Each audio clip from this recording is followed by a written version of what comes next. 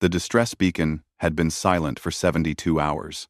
Alpha Vexcar stood at the helm of the Bloodfang, his scaled hands gripping the command console hard enough to leave impressions in the metal. Behind him, his pack warriors bristled with barely contained rage, their combat harnesses humming with charged weapons. The Crithani were a proud species, apex predators who had dominated their section of the galaxy for 3 millennia. And now, 2 of their cubs had vanished on a human colony world. The humans. Soft-skinned bipeds who had stumbled into the galactic community barely 2 centuries ago. Weak. Fragile. Yet somehow, impossibly, they had spread across dozens of systems, like an invasive species no one quite knew how to classify. Entering orbit of Sanctuary 7, announced his second, claws scraping against her weapon's grip. The human settlement. Population. 800. Defenses. Minimal. 200. 200. 200. 200. 200. 200. 200. 200. Vexcar's triple-jointed jaw clenched. His youngest daughter and his brother's son had been on a diplomatic training vessel that suffered catastrophic failure near this world. The escape pod's tracker had led them here. If these humans had harmed his cubs, the pack would paint the settlement red. They descended in the dead of night, 12 warriors moving through the forest like shadows with teeth. The human settlement was a modest affair. Prefabricated structures clustered around a central plaza, agricultural domes glowing softly in the darkness. No military installations. No defense grids worth mentioning. It made Vexcar's blood run colder. Either these humans were fools, or they didn't fear what was coming. The tracker signal emanated from a small dwelling on the settlement's edge. Vexcar signaled his pack to surround it. Thermal scans showed 2 small Crithani life signs inside, and 1 human. Just 1. His lips curled back from his fangs. 1 human, alone with his cubs. He could imagine a dozen scenarios, each worse than the last. His daughter Kessa was only 6 solar cycles old, barely past her first molt. His nephew Tharn, even younger, vulnerable, helpless, without their pack. Vexcar didn't bother with the door. His shoulder smashed through it, wood and composite material exploding inward. His warriors flooded in behind him, weapons raised, ready to tear apart whatever human monster had taken their young. The scene that greeted them froze every warrior mid-step. The human sat in a worn reclining chair, his head tilted back, mouth slightly open in sleep. He was unremarkable by human standards, middle-aged, with graying hair and the weathered skin of someone who worked outdoors. He wore simple clothing, stained with what looked like dried mud and something else. Formula. Baby formula. And there, curled up on his chest, were Kessa and Tharn. The cubs were fast asleep, their small bodies rising and falling with the human's breathing. Kessa's clawed hand clutched the human's shirt. Tharn had his snout tucked under the human's chin. Tiny rumbling purrs emanating from his chest. The sound Crithani young made only when they felt completely, utterly safe. Around the room, Vexcar's tactical mind cataloged details that didn't make sense. Empty formula bottles, designed for Crithani physiology, difficult to obtain, expensive. A makeshift nest of blankets that mimicked traditional Crithani child-rearing structures. Medical supplies, partially used. Bandages on both cubs, professional quality. A datapad open to a Crithani medical database, with translation notes scrawled in the margins in shaky handwriting. On a small table sat a half-eaten sandwich, a mug of cold coffee, and a human communication device. The device's screen showed a logged call to Crithani emergency services, time-stamped 71 hours ago. A second call to the human colonial government, demanding they contact the Crithani diplomatic corps immediately. 15 more calls to various officials, each more desperate than the last. The human Mark, according to the nameplate on his jacket, hadn't been hiding the cubs. He'd been trying to return them. And when the bureaucracy failed, when no one responded fast enough, he'd simply taken care of them. Alone.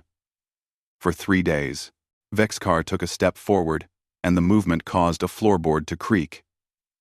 Mark's eyes snapped open instantly, and the human went rigid. But his arms, his fragile, weak human arms, instinctively tightened around the cubs in a protective embrace. He didn't reach for a weapon. Didn't try to use the cubs as hostages or shields. He simply held them closer and met Vex-Kar's gaze with eyes that showed exhaustion, relief, and defiance in equal measure. "You're finally here," Mark said, his voice hoarse. "I called 71 hours ago." The translator in Vex-Kar's helmet rendered the words, but he barely heard them. He was watching his daughter, watching how she stirred slightly at the sound of voices, but didn't wake, didn't flee, didn't cry out in fear. She simply nuzzled deeper into the warmth of the human's chest and continued sleeping. Mark, carefully, so carefully, it made something in Vex-Kar's chest ache, adjusted his position. They were dehydrated when I found them. Scared. The medical AI helped me figure out what they needed. I'm sorry I couldn't do more. I'm just a farmer. Not a medic. Just a farmer. This human was apologizing for not doing enough. Vex-Kar lowered his weapon. Behind him, his pack did the same. Confusion rippling through their ranks. Their alpha, who had led them through a dozen campaigns, who had never backed down from any challenge, took a knee in front of the human's chair. "You protected them," Vex-Kar said, his deep voice barely above a whisper. "You called for help. You didn't abandon them." Mark nodded slowly. "Of course not. They're kids." Such simple words. Such devastating simplicity. In Krithani culture, cubs belonged to the pack. The pack protected them, raised them, would die for them. It was biology. Instinct. Evolution carved into their very DNA. But this human, with no pack, no instinct, no evolutionary drive to protect alien young, had done it anyway. Because they were children. And children needed protecting. Vex's car reached out slowly, telegraphing his movement. Mark tensed but didn't pull away. The Alpha's clawed hand, which could tear through combat armor, gently touched his daughter's head. She chirped softly in her sleep. "We thought." Vex-Kar's voice caught. "We thought you had taken them." "I did take them," Mark said. "Out of a crashed escape pod before the power cell exploded. Thought I'd have to keep them an hour. Maybe a day." He laughed bitterly. "Your people's bureaucracy is apparently as bad as ours." Behind Vexi's car, his second-in-command holstered her weapon completely. Around the room, warriors who had come for blood found themselves witnessing something that would become legend among their people. Mark, carefully, slowly, began to transfer Kessa to her father's arms. The cub mumbled a protest, reaching back for the human's warmth. Vex-Kar felt his throat tighten as Mark whispered something in his crude, unpracticed Krithani, the word for safe and home. As the Alpha stood with his daughter in his arms, Mark rose as well, cradling Tharn.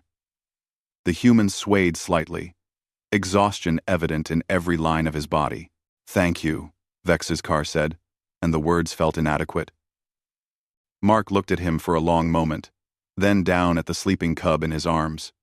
"No price," he said finally. "Just maybe answer your emergency calls faster next time." And despite everything, despite the terror and rage he'd carried for 3 days, despite the diplomatic incident this could have become, despite the war that nearly started tonight, Vex-Kar found himself laughing.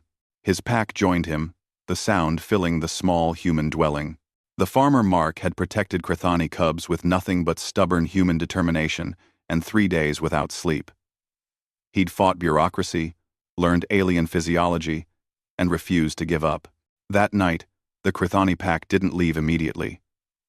They stayed while Mark showed them his notes, explained what he'd fed the cubs, how he'd kept them calm. They listened as this human farmer taught apex predators how their own children had been cared for.